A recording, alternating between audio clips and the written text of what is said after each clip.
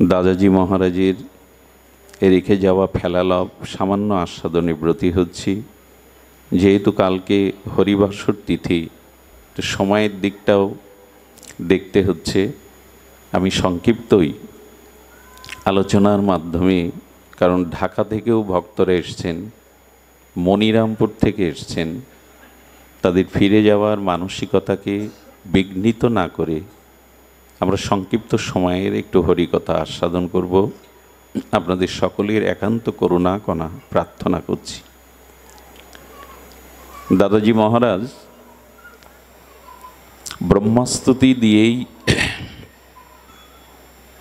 তিনি নির্ণয় করছিলেন তার ভাগবত প্রতিপাদ্য বিষয়। দেখুন, আমি যেটুকু আস্বাদনে মনসংকল্প এই মুহূর্তে শ্রীগুরু করুণায় আপনাদের প্রসন্ন দৃষ্টিতে এসেছে, একটু সামান্য ভক্ত চরিত্রই অবশিষ্ট থাকে। কারণ গুণাবতার চতুরানন ব্রহ্মা, তার অভিমান আসতে পারে ব্রজে, সে লীলার কারণে বা ভগবত প্রেরণার কারণে, কিন্তু চতুরানন সনকপিতা গুণাবতার ব্রহ্মার অভিমান কখনো আসবে না। ব্রহ্মা মাথা কখনো উঁচু করবে না। দৈন্যের মূর্তিমন্ত বিগ্রহ রূপে জগতে প্রতিষ্ঠা পাবেন গুণাবতার সনকপিতা ব্রহ্মা যদি কখনো ভক্তি বা ভক্তভাব আশ্রয় করে জগতে আসতে পারে। ভক্তের মধ্যেই অভিমান থাকে না। ব্রহ্মা যখন হরিদাস ঠাকুর রূপে এসেছিলেন, তার মস্তক কোনো দিনের জন্য তিনি উঁচু করেননি। আমি আজ এই জন্য ওই ব্রহ্মস্তুতি থেকে ব্রহ্মাজির পরবর্তী যে ভক্ত অবতার ঠাকুর নামাচার্য হরিদাস, সেই ভক্ত চরিত্রই একটু সামান্য আস্বাদনের ব্রতী হব। ভক্তি ভক্ত ভগবন্ত গুরু চতুর্নাম বপু এক। এই যে ভক্ত, ভক্তি, ভগবান এবং শ্রীগুরু, নাম চারটি কিন্তু তত্ত্ব তো এক। এদের স্মরণ নিলে বিপদ নাশন হয়, এদের স্মরণ নিলেই অভিমান দূরীভূত হয়ে বিশুদ্ধ প্রেম ভক্তি হয়। স্বয়ং ভগবান ভক্তরূপ পরিগ্রহ করবেন কেন? শ্রীকৃষ্ণ চৈতন্য মহাপ্রভু ভক্ত অবতার, তিনি ভক্তভাব অঙ্গীকার করবেন কেন? বৈরাগ্য বিদ্যা, নিজ ভক্তিযোগ দানের জন্য ভগবান কেন কোন দুঃখে ভক্ত হবে? ভগবান ভক্ত হবেন এই জন্য, ভক্ত হলো আশ্রয় তত্ত্ব। আশ্রয় তত্ত্বে না এলে ভগবানের মাধুর্য, ঐশ্বর্য, সৌন্দর্য আস্বাদন করা যায় না। বিষয় তত্ত্বে থেকে ভগবানের অনন্ত ঐশ্বর্য মাধুর্য আস্বাদন হয় না। এই জন্য ভগবানও প্রয়োজন বোধ করলেন ভক্ত রূপ ধারণের জন্য, ভক্ত ভাব ধারণের জন্য।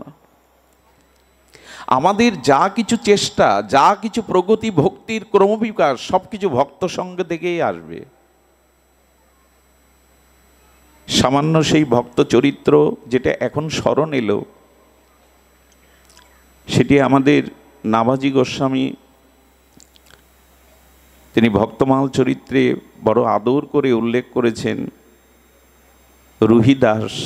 এই ভক্ত চরিত্র কেন জানি না মনে এলো, একটু ভক্ত চরিত্র আস্বাদনের ব্রতী হলাম। এই রুহিদাস নাভাজি তার ভক্ত চরিত্র দেখিয়েছেন। আপনারা জানেন রঘুপতি রামচন্দ্র, যিনি মর্যাদা পুরুষোত্তম, তার আবেশ অবতার ছিলেন শ্রী জগৎগুরু রামানন্দচারীজি। ইনি রাঘবেন্দ্র, মর্যাদা পুরুষোত্তম, রঘুপতি, কৌশল্যানন্দন, লক্ষণ অগ্রজ, ভগবান রামচন্দ্রের আবেশ অবতার জগৎগুরু রামানন্দচারীজি। ইনার 12 জন শিষ্য ছিল, তাদের মধ্যে অন্যতম ভক্ত রুহিদাস। তাকে অনেকেই রবিদাস বলে উল্লেখ করা হয়। তার ভূমিষ্ঠের পরে তার নাম রবিদাস এবং রুইদাস, এইভাবেই তাকে অভিহিত করা হয়। দেখুন, ভগবানের পরিকরগণও কখনো ভক্ত অবতার হয়ে আসেন। ইনি ছিলেন সাক্ষাৎ ধর্মরাজের অবতার রুইদাস। কে ছিলেন? ধর্মরাজের অবতার। ভগবানের পরিকর গণ ভক্ত রূপে অবতীর্ণ হন। আস্বাদনটা ভক্তভাবেই, ভগবানের অনন্ত ঐশ্বর্য মাধুর্য সৌন্দর্যের আস্বাদন। এই জন্য ব্রহ্মা গুণবরত থেকে ব্রজে গিয়ে ভগবৎ প্রীত হোক লীলাতে অপরাধ করলেন, কিন্তু সেই ব্রহ্মা ভক্তভাব অঙ্গীকার করে যেন নামাচার্য হরিদাস হলেন, মাথা উঁচু হলো না, ওখানে কোনো বিঘ্নই নেই। এই জন্য রুইদাস সাক্ষাৎ ধর্মরাজের অবতার। পূর্ব কথা বড় মাধুর্যময়, মানসিক ব্যস্ততায় যদিও আমরা সার সংক্ষেপ সূত্রগুলোই উল্লেখ করছি। এই জগৎগুরু রামানন্দাচারীজি তিনি একজন ব্রহ্মচারী বালককে রেখেছিলেন। এটা রুইদাসের পূর্ব ইতিকথা, পূর্ব জন্মের। এই ব্রহ্মচারীর কাজ ছিল বাবার জন্য তারা নিজে স্বপরিপাকী হয়ে ভগবানকে নিবেদন করেই পান। এই ব্রহ্মচারীকে, যিনি পূর্বজন্মের রুইদাসের পূর্বজন্মে রামানুজাচার্যের শিষ্য একান্ত অনুগত ব্রহ্মচারী, এই কিশোর তিনি ভিক্ষায় যেতেন। তার উপরে নির্দেশ ছিল রামানন্দাচারীর যে উপবিদধারী ত্রিসন্ধ্যা গায়ত্রী নিষ্ঠাবান সদাচার সম্পন্ন ব্রাহ্মণের গৃহ থেকে ছাড়া ভিক্ষা নেবে না। কিন্তু এই ব্রহ্মচারী পথ দিয়ে যেতে যেতে একটা বৈশ্য দোকানদার, তিনি প্রতিদিন তার চরণ বন্দনা করে অনুরোধ করতেন, গোসাই বাবাজির জন্য একটু আটা, একটু ডাউল, একটু ঘৃত, একটু মেওয়া দয়া করে যদি নেন। বলে, এটা নিষেধ আছে, নেওয়া যাবে না। বাবা তুমি বারবার অনুরোধ করবে না। হঠাৎ ঝড়ো ঝড়ো ঘন ঘটা বরিশন এলো, ঝঞ্ঝাবাদ এলো। সেই বৈশ্য দোকানদারের আর আলায় একটু দাঁড়িয়েছেন এই ব্রহ্মচারী। বললেন, বাবা আজ আর কি করবেন? ভিক্ষায় যেতে পারবেন না, দুরবস্থা। আরে আমার পরিচয় গোপন রাখুন, বাবাজির জন্য একটু আটা ঘৃত তো নিন। দেখলেন উপায় নেই, আজকের দিনে আর অন্য জায়গায় ভিক্ষা যাওয়াও সম্ভব নয়। উনি গোপন করে বাবাজিকে ওই ভিক্ষালব্ধ আটা দিলেন, সবজি দিলেন। ভোগ লাগাবার পরে রামানন্দাচারী তার অনুভূতিতে অনুভব করতেন যে ভগবান এসে ওটা গ্রহণ করছে, কিন্তু সেদিন আর ভগবান আসলেন না, গ্রহণও করলেন না। উনি ধ্যানের দ্বারা চিন্তা করলেন সেবার বস্তুতে কোনো দোষ বা অপরাধ প্রবেশ করেছে, যে জন্য ভগবান সাক্ষাৎ অনুভূতিতে আজকে সেবা গ্রহণ করলেন না। তিনি ধ্যানের দ্বারা কিছুটা অনুভব করে ডাকছেন, কিরে বাবা ব্রহ্মচারী, কার কাছ থেকে এনেছিস আজ? এই ভিক্ষা লব্ধ আটা সবজি কার কাছ থেকে এনেছিস? তিনি ভয়ে কম্পিত হয়ে পূর্ব ঘটনা খুলে বললেন। তখন বললেন, বৈশ্যের দ্রব্যই তো ভগবত সেবায় লাগে সারা বিশ্বব্যাপী, এটা তো অপরাধ না, কিন্তু ভগবান কেন নিলেন না? ভগবান কেন আজ প্রসাদ গ্রহণ করলেন না, আবার ধ্যানে বসলেন?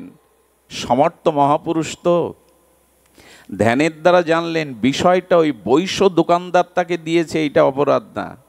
ওই বৈশ্য দোকানদারের পেছনে লেগে গিয়েছিল চতুর সম্প্রদায়ের, মানে আমাদের যে চতুর্বর্ণ আছে তার চতুর সম্প্রদায়ের তিনি হলেন রঘু চর্মকার। কি নাম বললাম? রঘু চর্মকার। ইনি জাতিতে দাস, মানে যাকে আমরা মুচি বলি। তো ইনার কোনো সন্তান ছিল না, অথচ জুতোর ফ্যাক্টরি, জুতোর ব্যবসা করে উনি কোটি কোটি টাকা কামিয়েছেন, কিন্তু কোনো সন্তান ছিল না। সমস্ত কাশীর বরেণ্য সাধকদের ডেকে বললেন, কৃপা করুন। বললেন, কৃপা করবার সামর্থ্য একজনের আছে। তুমি যদি কোনো প্রকারে তোমার একটু সেবা রামানন্দাচারীজিকে করাতে পারো যে কোনোভাবে, তাহলে তোমার দোষ বা ত্রুটি অপরাধ নিবৃত্তি হয়ে তোমার মনোকামনা পূর্ণ হবে যে কোনোভাবে। উনি চিন্তা করলেন, আমার হাতে সেবা, আমার দ্রব্য তো উনি নেবেন না। তাই এই বৈশ্য মুদি দোকানদারকে বহু টাকার লোভ দেখিয়ে তাকে বলেছেন, কোনো ক্রমে কোনোদিন যদি সেবার দ্রব্য দেওয়া যায়। বললেন, আমি তোমায় অভিশাপ দিচ্ছি। এই জন্য শ্রীগুরু পাদপদ্মের সেবা সহজ নয়, যাত্রার পক্ষে এটা সম্ভব নয়। তুমি আদেশ লঙ্ঘন করেছো, অভিসম্পদ করছি, যাও।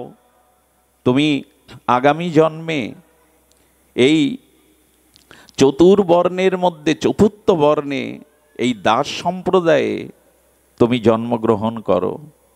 শ্রী গুরুদেবের চরণে প্রার্থনা করে বললেন, হে গুরু মহারাজ, আপনার আশীর্বাদ এটি অভিশাপ নয়, তবে আশীর্বাদ করুন ভক্তি যেন বিনষ্ট কখনো না হয়, ভক্তি যেন নাশ হয়। আর জগৎগুরু রামানন্দচারীজি চিন্তা করলেন, যেহেতু ওর ভোগটা যেভাবে হোক কৌশলে ভগবানের সেবায় লেগেছে, এই জন্য ওর মনোবাসনা পূর্ণ হতেই হবে। এইটা উনি সমর্থ মহাপুরুষ। তো এই ব্রহ্মচারী ওই রঘু চর্মকারের গৃহে পুত্র হয়ে জন্ম নিলেন, ইনি রুহিদাস। 1371 মাঘী পূর্ণিমার পূর্ণ লগনে এই দিব্য শিশু জন্ম নিলেন। নাম রাখা হলো রবিদাস বা রুইদাস।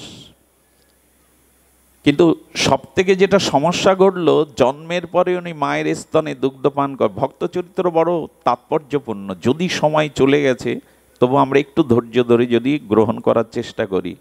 কিন্তু উনি মায়ের স্তনে দুগ্ধপান করলেন না। শিশু যদি ভূমিষ্ঠ হওয়ার পরে এখান থেকে 600-700 বছর আগে, তখন তো এরকম ফ্যাক্টরির দুধ বেরোয়নি, তো মায়ের দুধ পান না করলে তো শিশু মারাই যাবে। প্রার্থনা করতেন, কাঁদতেন পিতামাতা। হঠাৎ একদিন শ্রী গুরুদেব জানলেন যে ওই রঘু চর্মকারের গৃহেই আমার আশ্রিত শিষ্য জন্ম নিয়েছে শিশুরূপে। উনি কোনোদিন ভূক্ষেপ না করে ওই পাড়ার মধ্যে ঢুকে গেলেন। সবাই হাত তুলে দাঁড়িয়ে আছে, কেউ গোবর ছড়া দিচ্ছে, কেউ বিস্ময় প্রকাশ করছে। উনি তো লোকালয়ে আসেন না, ভজন থেকে বেরোন না, উনি কেন আসছেন আজ রঘু চর্মকারের বাড়ি? সরাসরি ঘরে ঢুকে গেলেন, পাদ্যর্ঘ্য দিলেন, পাদস্খলন করলেন, শিশু কই, আমার কাছে নিয়ে আসো। শিশুকে কোলে করার পরে পিতামাতা কাঁদছেন, রঘু চর্মকার কাঁদছেন, তার গৃহিণী কাঁদছেন, শিশু বুকের দুগ্ধ পান করে না। বলেন, আমি মন্ত্র দিচ্ছি, আজ থেকেই দুগ্ধ পান করবে, তবে মন্ত্রটা কার্যকারী হতে গেলে তোমাদের বাইরে যেতে হবে। কিরে বেটা, জন্ম যখন নিয়েছিস মায়ের দুগ্ধ পান না করলে তো মরে যাবি। বলেন, প্রভু ওই মরা তো আগেই মরেছি, এবার আর মরতে চাই না। বলে কেন? বলো, অবৈষ্ণবের দ্রব্য, অবৈষ্ণবের দ্রব্য আপনার সেবাতে দেওয়াই আমি ব্রহ্মচর্য আপনার চরণাশ্রয় ছেড়ে চর্মকারের গৃহে জন্মেছে। আর এবারও যদি অবৈষ্ণবের কোনো দ্রব্য পান করি তাহলে আমার আবার জন্ম অধঃপথে যাবে, কারণ আমার মা বৈষ্ণব নন, আমার মা দীক্ষাও হরিনাম গ্রহণ করেননি, তার স্তন্য দুগ্ধ পান করলে আমার আবার পতন হবে। কেউ কেউ আবার বিচার করবেন না, মাকে এরকম বিচার করা যায়? যায়। মাকেও বিচার করেছেন এনারা, তার কারণ অন্য কিছু না। আচ্ছা, একটা কথা মনে পড়ে, খুব মাধুর্য, মানে খুব তাত্ত্বিক কথা হলো, যারা গুরুচরণ আশ্রয়পূর্বক নিষ্ঠার সহিত ভগবত ভজন করতে করতে প্রগতি ভক্তির পথে চলতে চলতে জ্ঞাতে অজ্ঞাতে যদি কোনো পাপ মহাপাপ হয়ে যায়, আর তাতে যদি তাকে অভিশপ্ত হতে হয়, পতন হতে হয়, তার পতনটা আর সাধারণ অভজনশীল অপরাধীর পতন এক হলে বিচারটা ঠিক হবে কি? আমি তো খুব দ্রুত বলে যাচ্ছি, শব্দবিন্যাস তো। একজন সদ্গুরুদেবের চরণ আশ্রয় করেছে, নিষ্ঠার সহিত হরিনাম ভজন করছেন, তিনি যদি কোনো মহা অপরাধ মহাপাপ করেন, আর যিনি গুরুচরণ আশ্রয়পূর্বক প্রগতি ভজনের পথে আসেননি, বিষয়াসক্ত যে, তার অপরাধের সাথে এক হলে বিচারটা কি, ন্যায়টা কি এক হবে? শুনে রাখুন, যারা সদ্গুরুদেবের চরণাশ্রয় করেছে, যারা ভজন পথে আছে, সাধু সঙ্গে আছে, তাদের যদি মহা কোনো অপরাধ পাপ হয়ে যায়, গোবিন্দ বললেন, আমি অঙ্গীকার করছি তাদের নরকগামী কোনো দিন হতে হবে না, তারা নরকে কখনো যাবে না, তাদের আমি নরকে কখনো পাঠাবো না। তবে হ্যাঁ, এই অপরাধের কারণে তাদের ঘর পরিবর্তন হতে পারে, দেহ পরিবর্তন হতে, স্থান পরিবর্তন হতে পারে, কিন্তু তাদের ভজন কখনো নষ্ট আমি করব না। এবং ভগবান এও বলেছেন, তাদের পরবর্তী জন্মে আমি পশুকুলে পাঠাবো না। মহাপরাধ করলেও ভক্তকে নরক বা পশুকুলে আমি পাঠাবো না, কারণ পশুকুলে পাঠালেই আবার 84 লক্ষ জনি তাকে পরিভ্রমণ করে পুনরায় মানুষ হয়ে ভজন করতে হবে, বহু বিলম্ব হয়ে যাবে। এই জন্য তাকে আমি পশুকুলে না পাঠিয়ে বারবার মনুষ্যকুলে পাঠাবো, নিচকুলে পাঠাবো, তবু তার ভজন মহিমা নষ্ট হবে না। এই কারণে নষ্ট হবে না, ন মে ভক্ত প্রণশ্যতি, আমার আশ্রয় যে একবার করেছে তার বিনাশ বা পতন পড়ে যেতে পারে, তবু আমি আবার তাকে তুলব, আবার তাকে তুলব। আচ্ছা, যে পাপ করলো তার স্খলন হয় কি করে শুনুন। যিনি পাপ করেছে তিনি মনুষ্য জন্ম নিলে স্খলন হয় সামাজিক কলঙ্কের দ্বারা, অর্থ অভাবের দ্বারা। এর দ্বারা সেই পাপগুলি ভগবান ক্ষমা করে দেন। কলঙ্ক আসবে, অপবাদ আসবে, কিন্তু তাকে নরকগামী হতে হবে না, পশুকুলে ভগবান আবার ফেলবেন না, কারণ ওখানে অনেক বিলম্ব হবে। এই জন্য ভজন আশ্রয় করুন। এখানে পতন হলেও শেষ নেই, আবার দাঁড়াবেন। ন মে ভক্ত প্রণশ্যতি। এই জন্য বললেন গুরুদেব, এক অপরাধের কারণে এইখানে এসেছে, আবার যদি অবৈষ্ণবের দুগ্ধ পান করি আমার আবার অপরাধ হবে, আপনি আমার মাকে কৃপা করুন। মন্ত্র দিলেন আবার এই রহিদাসের কর্ণে, মা বাবাকে ডেকে বৈষ্ণব মন্ত্র দিলেন, দীক্ষা দিলেন। সেই দিন থেকে শিশু আবার দুগ্ধ পান শুরু করলো। এই জন্য যারা ভজন জীবনে আছেন তাদের অবশ্যই উচিত শুদ্ধ ভজনানন্দী সরল প্রকৃতি নিষ্কট ব্যক্তির হাতে সেবা নেওয়া, গ্রহণ করা। এটি মহাজনরা এই জন্য এই বিধিগুলো অটুট নিয়মের দ্বারা পালন করেন, শুধু এই জন্য। আবেগ দিয়ে ধর্ম হয় না। রহিদাস বড় হতে থাকলো, 10 বছর বয়স হলো, আমি ক্রমটা দ্রুত বলে যাচ্ছি। যখন 10 বছর বয়স হলো তখন কি করলো জানেন? এনার পিতার তো জুতোর ব্যবসা, আর বহু টাকা কাশিতে রোজগার করেছেন। সিন্ধুকের মধ্যে সোনাদানা টাকা সবসময় সুরক্ষিত থাকতো তিজুরির মধ্যে।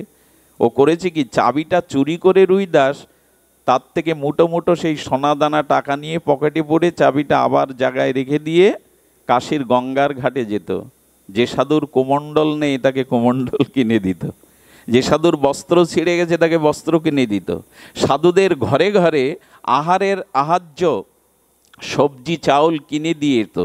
এটা চলতে চলতে মার চোখে ধরা পড়ল। রঘু চর্মকারের স্ত্রী দেখলো যে ও টাকা পয়সা নিয়ে যায়। প্রথমে বলতো, মা আমি বাতাসা নিয়ে যাই, মিষ্টি নিয়ে যাই, ফল নিয়ে যাই, কিন্তু মা দেখলো টাকা নিয়ে যায়। শুধু ভক্তগণ, ঘটে গেল সেই ঘটনা। সেই পিতা যখন দেখতে পেল চর্মকার যে ছেলে সোনা দানা টাকা সব সাবার করছে, তিজোরি থেকে সাধুদের দান করছে, একদিন ডেকে বললেন, এই চুরিবিদ্যা আর চলবে না, এই চুরিবিদ্যা চলবে না। সাধুদের যদি কিছু দিতে হয় নিজে রোজগার করে দাও, বাবার টাকায় সাধু সেবা করো না। অভক্ত হলে এই হলো সমস্যা। যখন পুত্র প্রয়োজন তখন সাধু সেবার প্রয়োজন, ভগবানের ভজন প্রয়োজন। পুত্র পেয়ে গেছে, এখন আর সাধু সেবা দরকার নাই। তুমি টাকা রোজগার করে যদি পারো করো, আজ থেকে হাত দেবে না তুমি। বললেন, বাবা এটা তো আমাকে করতেই হবে। এত টাকা জমিয়েছেন সংসারে, মরে গেলে সাথে যাবে। এই টাকা দিয়ে আপনি কি করবেন? এতে আপনার কি কল্যাণ হবে? বরঞ্চ সাধু বৈষ্ণবকে দান করুন। এটাই জীবনের সব থেকে বড় ব্রত, সব থেকে বড় তপস্যা। দান করুন। শোনে কি কথা? রোজগার তো তুমি করনি, আদেশ দিলাম আজ থেকে হাত দেবে না। দেখুন, জগতের প্রেম হলো এই, জগতের সম্পর্ক হলেই যেই স্বার্থে টান পড়ে যায়, তখন আর পিতা পুত্রের সম্বন্ধ বাঁচিয়ে রাখা যায় না। 14 বছরে বিবাহ দিয়েছিলেন যাতে ছেলেটাকে বিবাহ দিলেন, ঘরে আটকে রাখা যায়। বাবা বললেন, এই টাকায় ব্যয় করবে, কোনো কাজ করবে না, সাধুসঙ্গ করবে, আমি তোমাকে তেজ্যপুত্র করলাম। বললেন, মনে মনে এটাই চেয়েছিলাম। সংসারের সম্পর্ক দেখুন, স্বার্থের আঘাত পড়লেই এখানে আর কেউ কারোর আপনত্ব থাকে না। এটাই সংসারের বাস্তবতা। পথে বেরোলেন, কি করলেন জানেন? আহা, খুব বড় পবিত্র এই চরিত্র, ভক্ত চরিত্র এমন যে হৃদয়ে আবেশ আসবেই, ভজনের একটা আগ্রহ ব্যাকুলতা জাগাবেই ভক্ত চরিত্র। উনি স্ত্রীকে বললেন, পিত্রালয়ে চলে যাও, এই কাঙালের সাথে রাস্তায় রাস্তায় ঘুরো না। সহধর্মিনীও পেয়েছিলেন, বললেন, জীবনের সুখ দুঃখ তোমার চরণেই সঁপে দিয়েছি, তোমার কাজ ছাড়া হব না। একটা পাটি বিছিয়ে দিয়ে জুতো সেলাই শুরু করলেন। কি শুরু করলেন? জুতো সেলাই শুরু করলেন রুইদাস। আর এই জুতো সেলাইয়ের একটা নিয়মকে ঝুপড়ি বেঁধেছে। ঝুপড়ি বেঁধে স্ত্রী থাকে। জুতো সেলাইয়ের একটা নিয়ম হলো, যত সাধু আসবে তাদের কাছে পয়সা নেবে না। সাধুর জুতো পালিশ করে সেলাই করে পয়সা নেবে না, যারা দেয় তাই দিয়ে সবজি কিনে আর তার সেই শিলা বিগ্রহকে সেবা দিয়ে, সেই সেবার পর যদি দুয়ারে কোনো সাধু দেখে তাকে এক মুষ্টি দিয়ে তবে যেটুকু থাকে হরিদাস তাই পায়। গৃহে থেকে ভক্তি হয় না তা নয়, গৃহে থেকেই ভক্তি হয়। গৃহী যদি প্রকৃত বৈষ্ণব হয়, ভক্ত হয়, সেটা অনেক শ্রেষ্ঠ ধর্ম। মহাপ্রভুর কয়জন হাতে গোনা, রূপ সনাতন অষ্টগোস্বামী সহ হাতে গোনা, সবই তো আশ্রিত, সবই তো গারস্থ আশ্রম শিষ্য। মহাপ্রভু সারি অনাচার করো কৃষ্ণের সংসার বলে গেছেন। গৃহী আর সন্ন্যাসী যদি আদর্শ ত্যাগ বৈরাগ্য থাকে, এদের মধ্যে কোনো পার্থক্য নাই। সদাচার পালন করতেন, সাধুদের কাছে পয়সা নিতেন না, বরং সাধুদের আসলে একটু সেবা করাতেন। এই করতে করতে করতে করতে ঝুপড়ির মধ্যে থাকে, যাই মোটা চাল সবজি নিয়ে ভগবানকে ভোগ লাগায়, ভগবানের চোখে এলো জল। আমার ভক্ত এই কষ্টে থাকবে। ভগবান একদিন নিজে সাধুরূপে জুতা সেলাই করতে এলেন। ভগবান পা বাড়িয়ে দিয়ে বলছে, রুইদাস, সারা ভারত পরিভ্রমণ করব তীর্থে, এখন পদব্রজেই যেতে হবে, তো তুমি জুতোটা একটু ভালো করে সেলাই করে দাও। বলে, প্রভু চামড়া টামড়াগুলো নতুন করে লাগিয়ে দিয়ে ফ্রেশ করে দিলেন। দিয়ে বলছে, দেখো রুইদাস, আমার কিছু কিছু অর্থ আছে, তো এইটা নিয়ে ঘুরতে গেলে বিপদ আসতে পারে, অর্থটা তোমাকে আমি দিয়ে যাই, আমার তো অনেক আছে। বললেন, প্রভু আমার যে একটা নিয়ম আছে, সাধুদের জুতো সেলাই করে সেবা করে আমি কোনো পয়সা নেই না, এটা আপনি দিতে পারবেন না। ভগবান বললেন, আমি তো হেরেই যাচ্ছি। টাকার থলে যখন নিল না, তখন বলছে, দেখো আমার কাছে একটা মূল্যবান সম্পদ আছে, এ নিয়ে তীর্থে পরিভ্রমণ করা বিপদ আসবে, সেটা পরশ পাথর, রাখো না এটা। ভগবান তার ভক্তকে কখনো অভাবে রাখতে চান না, অন্য কষ্টে রাখতে চান না। সাধুরূপে এসে বললেন, এই পরশ পাথরটা রাখো। হাত জোড় করে বললেন, প্রভু পরীক্ষা নিবেন না, পরীক্ষা নিবেন না। পরশ পাথরের প্রলোভনে যদি ভজন ত্যাগ হয়ে যায়, বাঁচব কি নিয়ে?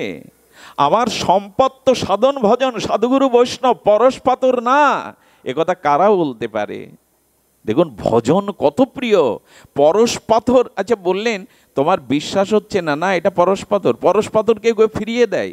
ওই যে জুতোটা রেখে যেখানে হাতুড়ি দিয়ে সেলাই করেন, ওকে কি বলে? একটা লোহার মার্বেল মতো, ওইটাতে ভগবান সাধুরূপে এসে একটু শুয়ে দেখলেন সোনা হয়ে গেছে। বলে, সর্বনাশ, বলে এটা আর মোটে আমার কাছে রাখবেন না। আরে এ থাকলে আমার উপাসনায় নষ্ট হয়ে যাবে, সোনা থাকলে আপনি এটা নিয়ে যান। বললেন, এনেছি যখন নিয়ে যাব না। ওর একটা ছোট বাটি ছিল, ওর মধ্যে রেখে গেল। বিশ্বাস করুন 1 বছরের মধ্যে ওই দিকে আর ফিরে তাকায়নি রুইদাস। 1 বছরের মধ্যে ফিরে তাকাননি। এরপরে যে ঘটনা ঘটল আরও অবাক করা। উনি শিলা বিগ্রহ, সেবিত বিগ্রহ, শিলা বিগ্রহ, তো সেই শিলা বিগ্রহে উনি ফুল জল যা দিতেন, ঘটনা ঘটল আর একটা। ভগবান চিন্তা করলেন, একটা তো কিছু ওকে দিতে হবে। ওই শিলা বিগ্রহে প্রতিদিন সকালে 5টা করে মোহর প্রসাব করত। একদিন রুইদাসকে তার স্ত্রী দেখাচ্ছে, আরে অবাক কাণ্ড দেখো, এই 5টা করে মোহর এই প্রতিদিন সকালে আমি দেখছি আজ কদিন ধরে। বললো, জোগাড় করে রেখেছো তো, দাও। ওইগুলো হাতে নিয়ে ছুঁড়ে ফেলে দিলেন গঙ্গাতে। পরের দিন আবার যখন দেখলেন 5টা মোহর, ভগবান হাসছে দাঁড়িয়ে দাঁড়িয়ে, মোহর প্রসাব করছে শিলা বিগ্রহ। এগুলো গল্প ভাববেন না, ভক্ত চরিত্র কত বিচিত্র। স্ত্রীকে তখন বললেন, আজকে মোহর ফেলবো না, যার কারণে মোহর সৃষ্টি হচ্ছে তাকেও ফেলে দেব। শিলা বিগ্রহ, আমাকে পরীক্ষা নিও না ঠাকুর, আমাকে ভজন থেকে চ্যুত করতে যেও না। শিলা বিগ্রহ যেই ছুঁড়ে ফেলতে গেছে, ভগবান প্রকট হয়ে গেছেন।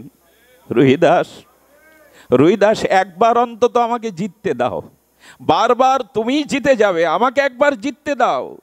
তোমার কষ্ট ঝুপড়ির মধ্যে থাকা আমার ভালো লাগে না, কিছু তো নাও। ভগবানের চোখে জল দেখে রুইদাস বলছেন, আমার কারণে তুমি চোখে জল আনছো? আমি বারবার জিতে যাচ্ছি। আসলে ভগবানের জিত তো ওটাই, ভক্তকে জিতিয়ে দিয়ে ভগবান পরাজিত হয়, এইটাই তো ভগবানের শ্রেষ্ঠ জয়। বারবার ভক্তের কাছে তিনি পরাজিত হয়ে পরম আনন্দ পান। বললেন, রুইদাস একবার আমাকে জিততে দাও, একটা কিছু স্বীকার করো। রুইদাস ভগবানের চোখে জল দেখে বললেন, কি করতে চান আমার জন্য? সোনা মোহর পরশপাতর প্রলোভন কেন ফেলছেন আমাকে? বললেন, একটা কাজ করি, আমি তোমার এখানে একটা ভালো বাড়ি করে দিই, আর কিছু অর্থের যোগান দিয়ে দিই, যাতে তোমার সাধু সেবা করতে কষ্ট না হয়। তুমি তো নিজের সেবার দিকে তাকাও না। ভগবান দুঃখ পাবে বলে স্বীকার করলেন। আর গোবিন্দ নিজে শেটের রূপ ধরে একটা গঙ্গার পাশে জায়গা কিনে ফ্ল্যাট তৈরি করে তার সমস্ত উপচারাদি দিয়ে ব্যবস্থা আদি করে দিলেন। বাড়িতে ঢুকে ভগবানকে ডেকে বলছেন, এ বাড়ি আমি স্বীকার করি না। যে বলুন তো? ভগবান বললেন, কেন স্বীকার করো না? বলে, এখানে কোনো সাধুদের নিবাস তুমি তৈরি করনি। যেখানে সাধু নিবাস নেই সেটা রাজপ্রাসাদ হলে রুইদাস সেখানে থাকবে না। আমি দেখেছি, বাবাদের সাথে দু এক জায়গায় যাওয়ার ভাগ্য হয়েছে, ছিল বৈষ্ণবপদ বাবা, অন্যদের সাথে দেখেছি, কিছু কিছু ভক্তের বাড়ি গেলে দেখেছি অবাক হতে। আমাদের যশোরে সাগরদার বাড়ি এরকম গিয়ে দেখেছি, বাবা আসতেন তো, ছিল মোরারিমোহন দাস বাবাজি। তো উনি যে ঘরে থাকতেন সে ঘরটা টিনের ছাউনি, সে ঘরটা সাধারণ, কিন্তু বাবা যে ঘরে এসেছিলেন সেই ঘরটা প্লেট বসিয়ে পাকা করে রেখেছে। সাধুরা আসলেই কেবল তাদের সেখানে থাকতে দেয়, নিজেরা থাকে না।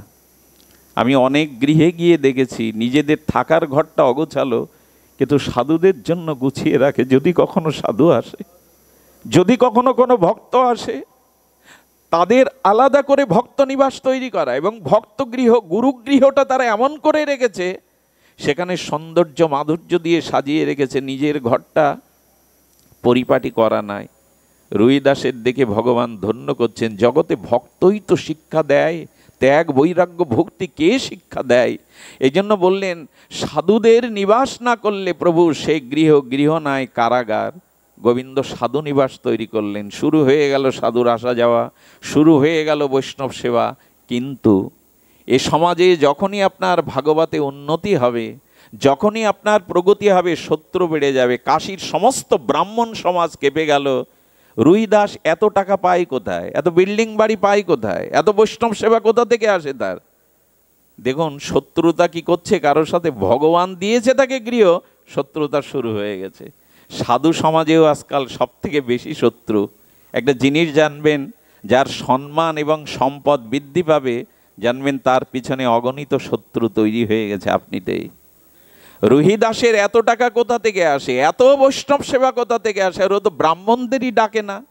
ব্রাহ্মণরা ক্ষিপ্র হয়ে রাজার কাছে নালিশ করলেন, আমরা কাশীর পণ্ডিত, আমরা ব্রাহ্মণ, আমাদের সেবা দেয় না, এত টাকা পয়সা সে কোথায় পেয়েছে, আপনি বিচার করুন।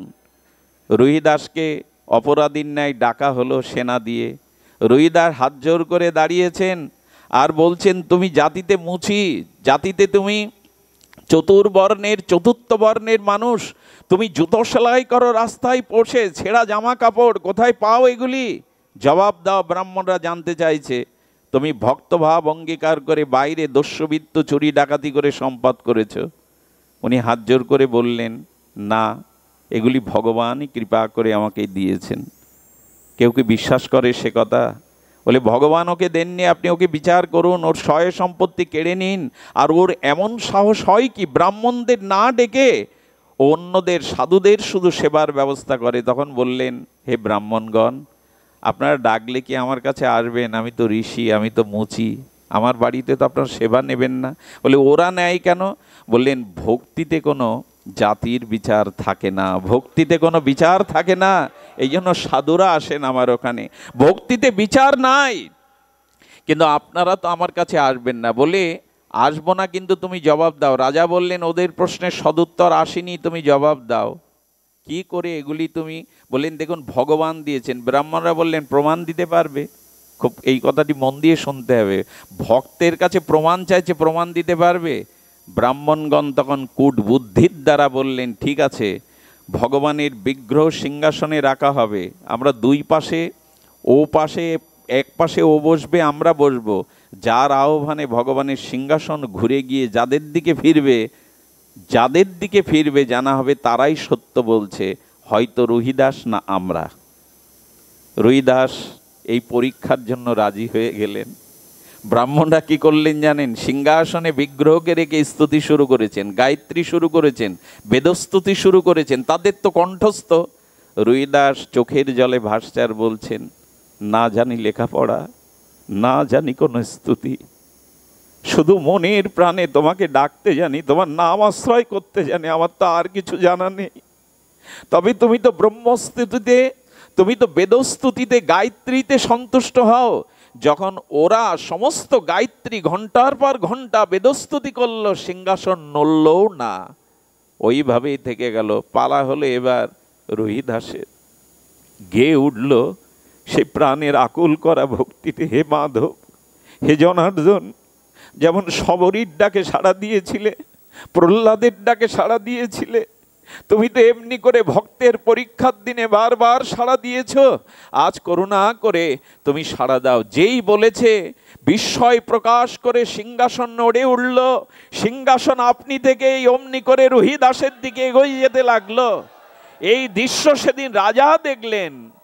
রাজা পণ্ডিতদের বললেন, পণ্ডিতগণ, আপনারা উচ্চ বর্ণের হতে পারেন, পাণ্ডিত্য থাকতে পারেন, কিন্তু দেখুন ভগবৎ ভক্তি কাকে বলে। আর সিংহাসন সহ ভগবান তাকে বরণ করতে এগিয়ে গেছে। রাজা নিজে উঠে রুহিদাসকে প্রণাম করছেন, বাবা, কত অপরাধ করেছি আপনার মতো নিষ্কিঞ্চন ভক্তকে পরীক্ষার মধ্যে ফেলে। ওদের কথা শুনে ব্রাহ্মণরা তখনও দমেনি। তখন বললেন, ঠিক আছে, ওর ভক্তি আছে, কিন্তু ও তো ব্রাহ্মণ না, ও ভগবানের সেবার, শিলাবিগ্রহ সেবার কি অধিকারী? লক্ষ্য করুন, বললেন ব্রাহ্মণের কথা বলছেন। রুহিদাস মুখ খুলেছে, ব্রাহ্মণের কথা বলছেন? তবে দেখুন, আমি 7 জন্ম ব্রাহ্মণ ছিলাম। কয় জন্ম? 7 জন্ম ব্রাহ্মণ ছিলাম। এই জন্মে একটি অপরাধের কারণে আমি এই ঘরে এসেছি। বলে প্রমাণ কোথায়? কি করলো জানেন? ছুরি নিলেন, ছুরি নিয়ে বুক চিরলেন, বুকের ভেতর থেকে, হৃৎপিণ্ড থেকে সোনার উপবিদ বের করে আনলেন কয়েকটি। এই দেখুন, আমি পূর্বজন্মে ব্রাহ্মণ ছিলাম। ব্রাহ্মণরা মাথা নিচু করলেন, জানলেন ইনি সাধারণ ভক্ত নন। এই জন্য ভক্তের কোনো জাতি বিচার কখনো করবেন না। হয়তো পূর্বজন্মে তিনি আমার থেকে সুবর্ণে ছিলেন, কোনো অপরাধের কারণে এসেছেন। এই জন্য ভক্তকে অন্তত জাতকুলের, কৃষ্ণ ভজনে নাই জাতি কোলাদি বিচার। আজও সমাজে চলছে সেটা, কিন্তু উচিত নয়, উচিত নয়। এমনি করে রুহিদাসের যখন ব্যাপ্তি ছড়িয়ে পড়ল, ঘটনা ঘটল। আরও একটি ঘটনা তো আছেই, আমি সংক্ষিপ্ত রূপেই বলবো। দেখুন, এক পণ্ডিতজি জুতো সেলাই করতে যান, রং লাগাতে যান, আর সেই পণ্ডিতজি রাস পণ্ডিত কাশীর। তো তিনি যখন যান, রুহিদাসকে বড় ভালো লাগে। রুহিদাসকে তখন বলছেন, আচ্ছা তুমি যে অর্থকড়ি নাও না, কেন নাও না, চলবে কি করে? তখন বললেন, দেখুন, গোবিন্দ এই সেবা দিয়েছেন আমাকে, আমার কি মনে হয় জানেন? চামড়া দিয়ে না, আমার মনে হয় আমার গায়ের চামড়া দিয়ে যদি সাধু বৈষ্ণবের পায়ের জুতো হতে পারতাম, আমার ভজন, আমার সাধন সফল হতো। আমার মন চাই, আমার মন চাই। আচ্ছা, চামড়ার কাজ করতেন। আর কি করতেন জানেন? ওরে বলে, ওই যে চামড়া ভিজিয়ে রাখে না, চামড়াগুলো নরম করার জন্য একটা পাত্রে, কুঠুরি বলে সম্ভবত, কি ওদের ভাষায়, সেই কুঠুরিতে চামড়া ভিজিয়ে রাখতেন, যখন প্রয়োজন হতো থেকে নিত। পণ্ডিতজি বলছেন, কাশীতে বাস করো রুহিদাস, তা একবার গঙ্গা স্নানে যাও না কেন, চলো আমার সাথে চলো। তখন বললেন, গঙ্গা মায়ের কাছে যায় না কেন জানেন? ওইখানে সাধুরা, সন্ন্যাসীরা স্নান করে, আমার ছোঁয়া লাগলে যদি তাদের ধর্ম নষ্ট হয়, এই জন্য মা গঙ্গাকে আমি এখানে বসেই প্রণাম করি, যাই না। বলে, এক কাজ করুন না, আমি 2টো কলা রেখেছি, এই 2টো কলা একটু মা গঙ্গাকে দিবেন তো আমার হয়ে। আপনি তো রাস পণ্ডিত, রাজার প্রসাদাদি নিবেদন করেন গঙ্গায়, 2টো কলা দিবেন। কি বলবো আপনাদের, তাচ্ছিল্যভাবে পণ্ডিত নিল। কলা আর মা গঙ্গা কি নেবে? যেখানে রাজবাড়ি থেকে ভোগ রাগ যাচ্ছে, পূজা আরতির পরে উনি মনে করেছেন কলা 2টো ফেলেই দেই, একে আর গঙ্গাকে কি দেব। কি বলবো আপনাদের, কলা বের করে যেই হরিদাসের ভাবনাটা এসছে, কলাটা ফেলতে যাবে, গঙ্গার মধ্যে থেকে সাক্ষাৎ প্রতিপাবনী গঙ্গা হাত বাড়িয়ে বলছেন, ফেলো না, আমায় দাও, ফেলো না, ওটা ওটা ফেলবার জিনিস নয়, আমার রুহিদাস আমাকে দিয়েছে, দাও। তা আশ্চর্য হতে হয় ভক্তির মহিমা। মা গঙ্গা নিজে এক হাত বাড়িয়েছেন, তার সেই দিব্য চিন্ময় হস্ত সবাই যেন গঙ্গার ঘাট আলোকিত হয়ে গেছে। থরথর করে কাঁদছে রাজপণ্ডিত, কার জিনিস ফেলতে গেছি। এই ভক্তের দ্রব্যের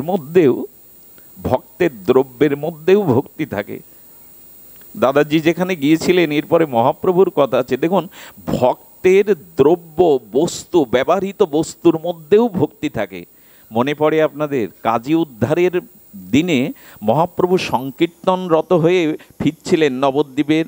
প্রতিটা কদলী বৃক্ষ আলপনা আঁকিয়ে মঙ্গল ঘটে স্থাপন করে সবাই চিন্তা করছে কাজী উদ্ধার হলো, প্রেম বিদারণ হলো, প্রভু যদি আমার ঘরে ঢোকে, একটু আমার আঙিনায় আসে। সবাই অপেক্ষা করছে গৌরের জন্য, কিন্তু মহাপ্রভু ঢুকলো কার বাড়ি জানেন? শ্রীধরের আঙিনায়, যার ঘরে ভালো খড় নাই, যার ঘরে বসতে দেওয়ার কোনো বস্ত্র নাই। শ্রীধর ভক্তিতে কাঁদছে আর কাঁপছে, গৌর হরি, হে গৌর সুন্দর, তুমি এলে, তোমাকে বসতে দেওয়ার মতো কোনো আশ্রয় আমার কাছে নাই। মহাপ্রভু কীর্তন করতে করতে পিপাসাক্ত হয়ে দেখলেন, কি দেখলেন? শ্রীধরের সোপানের উপরে, এই যে বাড়ি পোটে থাকে না, সোপান থাকে, সোপানের উপরে বহু জরাজীর্ণ লোহার একটা পাত্রে বাইরের ব্যবহারের জন্য জল রাখা আছে। তার মানে সেটা বহুবার ছিদ্র টেনে আনা, বহুবার লোহা দিয়ে ছিদ্রগুলো সংস্কার করে আনা, তাতে বাইরের একটু জল রয়েছে। সেই জল মহাপ্রভু কারোর দিকে না তাকিয়ে নিজেই পান করলেন। শ্রীধর দাঁড়িয়ে কাঁদছেন আর বললেন, প্রভু, একটু পানীয় জল দেওয়ার মতো সামর্থ্য আমার নেই বলেই বাইরের জল পান করলে, এই জরাজীর্ণ শতছিদ্র লোহার পাত্রে। মহাপ্রভু শুধু প্রেমাও বাড়ি পরিশন করতে করতে বারবার ভক্তদের ডাকছেন, কীর্তন স্থিমিত করে বলছেন, ভক্তগণ আজ নূতন করে কৃষ্ণ আমায় একটি জিনিস জানালো। কি জানালো প্রভু? ভক্তের পাত্রের মধ্যেও ভক্তি থাকে গো। এই পাত্রে জল পান করে আমার ভেতরে প্রেম ভক্তি শত উচ্চারিত হচ্ছে। ওগো, ভক্তের ব্যবহৃত পাত্রের মধ্যেও শুদ্ধ ভক্তি থাকে। নিত্যানন্দ প্রভুর প্রসাদী একটা বসন মহাপ্রভু চেয়ে নিলেন, শ্রীপাদ, আপনার ব্যবহৃত প্রসাদী একটা বস্ত্র আমাকে দিতে পারেন? নিত্যানন্দ প্রভু সদা তিনি পরমানন্দ থাকেন, আনন্দে থাকেন। বস্ত্রটা দেওয়ার পরে মহাপ্রভু ছিঁড়ছেন, একটি করে ছিঁড়ে ছিঁড়ে, ওই যে মানুষ লাল কাপড় মাঝে মাঝে হাতে মাথায় পরে না, ছিঁড়ে বললেন, ভক্তগণ, কৃষ্ণপ্রেম চাও, ব্রজপ্রেম চাও, যদি নিতে চাও, নিত্যানন্দের প্রসাদী বস্ত্রের মধ্যেই ব্রজভক্তি আছে, তোমরা ধারণ করো, তোমাদের প্রেম ভক্তি হবে, তোমাদের প্রেম ভক্তি হবে। সেদিন যারাই বেঁধেছিল নিত্যানন্দের প্রসাদী বস্ত্রখণ্ড, সকলেই প্রেম বিভাবিত হয়ে গেল, প্রেমে উচ্ছ্বাস তরঙ্গে নর্তন কীর্তন করতে লাগলো। নিত্যানন্দের পাদদাগ পান করেও সকল ভক্তের ব্রজভক্তি হয়েছিল। এই জন্য ভক্তের ব্যবহৃত বস্ত্রের মধ্যেও পর্যন্ত ভক্তি থাকে। ভক্তি বা ভক্তের মহিমা এরূপ। শুধু ভক্তগণ, সেদিন শ্রীধরের গৃহে মহাপ্রভু জানিয়েছিলেন, তোমার পাত্রের মধ্যেও ভক্তি আছে শ্রীধর। কেন ভক্ত সঙ্গ করতে হবে? কেন ভক্ত অনুগ্রহ নিতে হবে? আপনারা জানেন, কৃষ্ণ সে তোমার, কৃষ্ণ দিলে দিতে পারো, তোমারও শক্তি আছে। ভক্তের জন্য গোবিন্দ অনল খায়, ভক্তের জন্য ভগবান বিষও গ্রহণ করেন। ভক্তই তো তার প্রাণ, ভক্তই তো তার সদা সর্বস্ব। এই জন্য অহং ভক্ত পরাধীন বলে জগতে ঘোষণা করেছেন, আমি স্বাতন্ত বিরাট বিভু, তবু এক জায়গায় আমি পরদন্ত ভক্তের কাছে। সেদিন মা গঙ্গা বললেন, ওগো পণ্ডিত, আমার এই বালাটা নিয়ে যাও, এই দিব্য বালাটা আমার রুহিদাস ভক্তকে দিয়ে দিও। মা খুশি হয়ে বালা দিলেন। চিন্তা করলেন, এরকম বালা আমি আমার বংশে কখনো দেখিনি। বালাটা গোপনে রেখে দিলেন, আর রুহিদাসের কাছে পণ্ডিত কোনোদিন গেলেন না। এই বালাটা কি করলেন জানেন? অভাবের তাড়নায় এই রাজ পণ্ডিত অভাব দূর করবার জন্য এক সাগরার কাছে গেলেন। সাগরার কাছে গিয়ে বললেন, এটা দেখুন তো। সে দেখে চমকে উঠে বলছেন, পৃথিবীর কোনো কারিগরের দ্বারা এ বালা তৈরি হওয়া সম্ভব না, আপনি কোথায় পেয়েছেন পণ্ডিত প্রভা? বলেন পৃথিবীর কোনো স্বর্ণকার এই বালা তৈরি করতে পারে? এটা দিব্য কোনো বালা, আপনি বলুন কোথায় পেয়েছেন? বললেন যেখানে পাই, তোমার জানার দরকার নেই, কিনবে? বলে এরকম পুঁজি তো আমার কাছে নাই গো। এ কেনার পুঁজি আমার কাছে? বলে কি আছে তাই দাও না। বললো 1000খানি টাকা আছে। বলে তাই দিয়ে দাও। বিক্রি করে চলে গেল পণ্ডিত। ওইখানে নগরপাল, কাশীর নগরপাল, নগরপাল মানে বোঝেন তো, এখন যাদের মেয়র বলে, তো সেই নগরপালের স্ত্রী, তার খুব শখ অলংকার পরার। ওখানে গিয়ে বলছেন আমাকে ভালো বালা দিতে হবে। তো যা দেখায় পছন্দ হয় না, শেষ পর্যন্ত ওই বালাটা বের করার পর বললেন হ্যাঁ এরকমই তো খুঁজছিলাম, আর একটা কই? বলে এরা দ্বিতীয় নেই, একটাই। 2000 টাকা দিয়ে কিনলেন।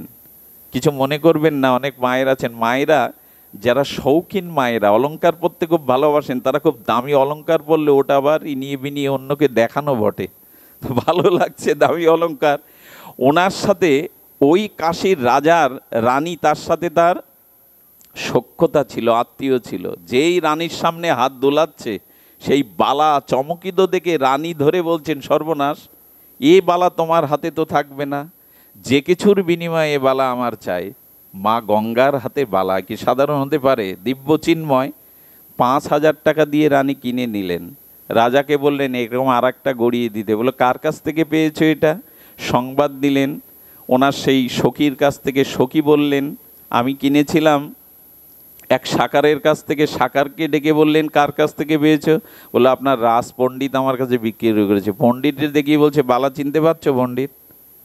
বললেন এই বালা আপনার কাছে, এর মীমাংসা এখনো হয়নি? তখন বললেন হ্যাঁ, আর একটা বালা কোথায় রেখেছো বলো, রানীর খুব প্রিয়, এটা আমার চাই, এটা সাধারণ বালা নয়। পূর্ব ঘটনা খুলে বলে চরণে পড়লেন।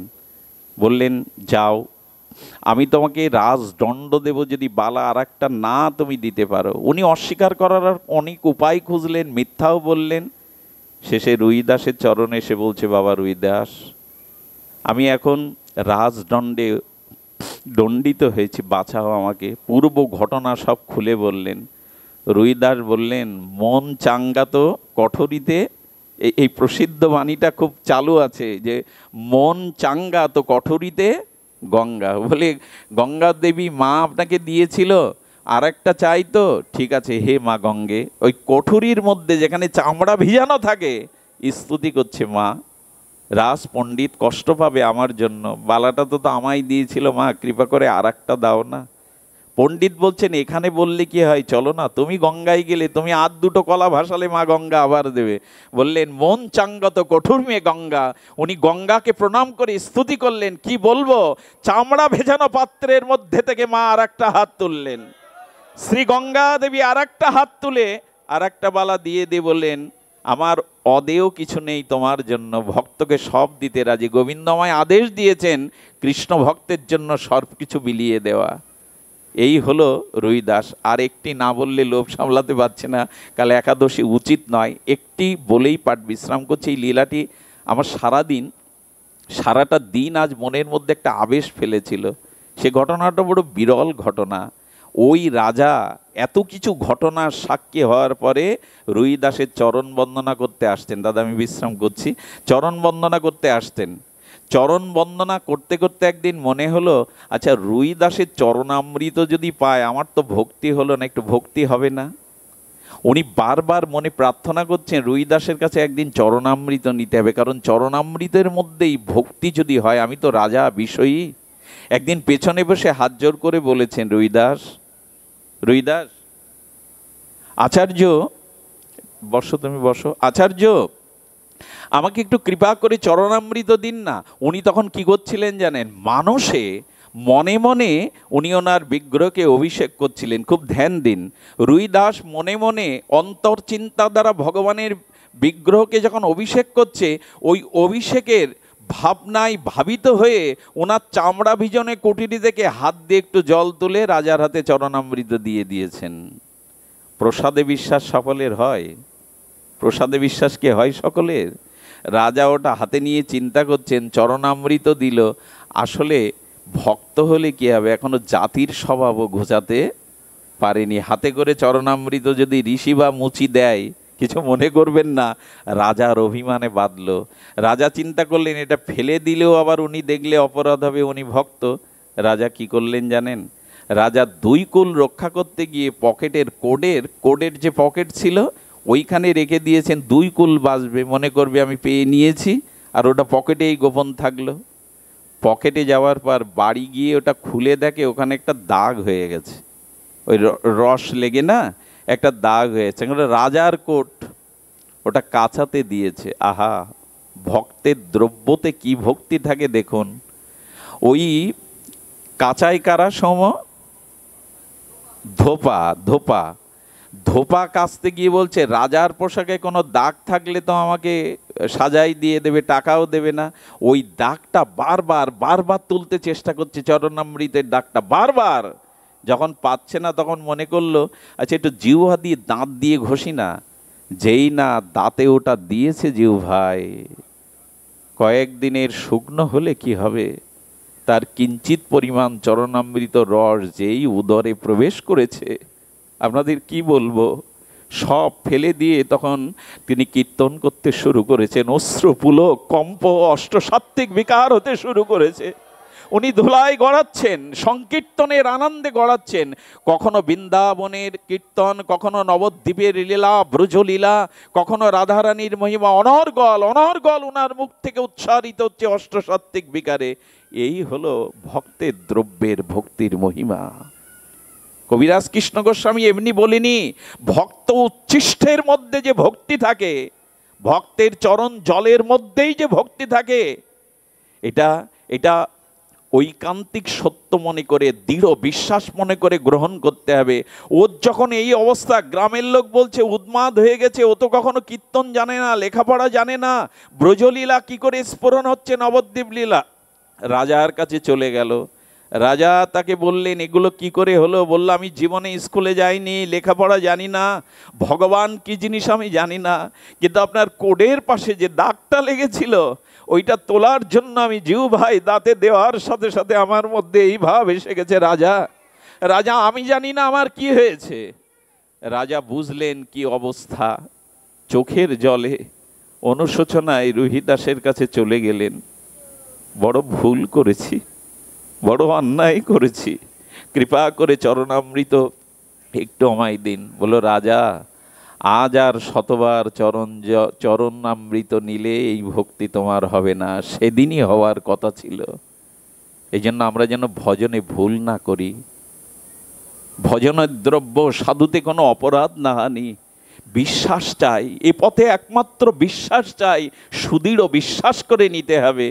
ঘটনা আরও আছে, যদি আবার কখনো সময় হয় আমরা ভক্ত চরিত্রে আস্বাদন নেব। একটু অন্যায়ও করে ফেললাম, অনেক দূর থেকে যারা এসেছেন তাদের এভাবে বসিয়ে রাখাটা উচিত হয়নি। আমি উঠতেই চাইনি, আর শ্রোতা হয়ে এসেছিলাম, কারণ আমাদের কার্তিক সাহা মহাশয়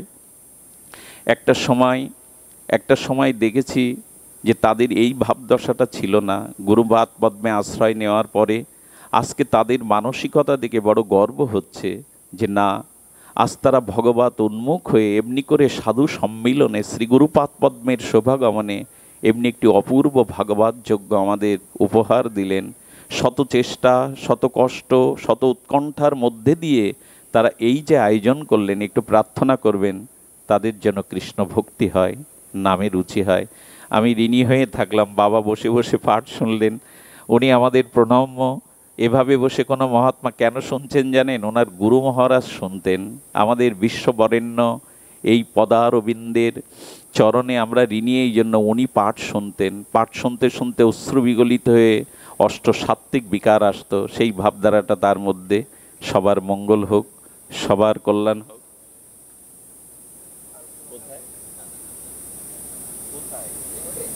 ও সুধী ভক্তগণ, একটি আনন্দের সংবাদ, ওনাকে আমরা সবসময় পাবো না, ধাম থেকে মাঝে মাঝে বঙ্গদেশে আসেন, ওনারা কৃপা করে আসেন। মহন্তের স্বভাব হয় তারিতে পামর। উনি আগামীকালও হরিকথা পরিবেশন করবেন। বাবাজি মহারাজ, আমার দাদাজি মহারাজ পরম পূজ্যপাদ, তার শ্রীমুখে আপনার অপূর্ব আস্বাদন করবেন। তিনি আগামীকালও হরিকথা পরিবেশন করবেন। এইটুকু আপনাদের নিমন্ত্রণ নিবেদন রেখে আপনাদের সকলের চরণে সশ্রদ্ধ দণ্ডবাদ প্রণতি জানিয়ে, সকল ভক্তকে একটু প্রসাদ পাওয়ার আহ্বান জানিয়ে এখানেই হরিকথার পূর্ণ বিশ্রাম। জয় শ্রী গুরু।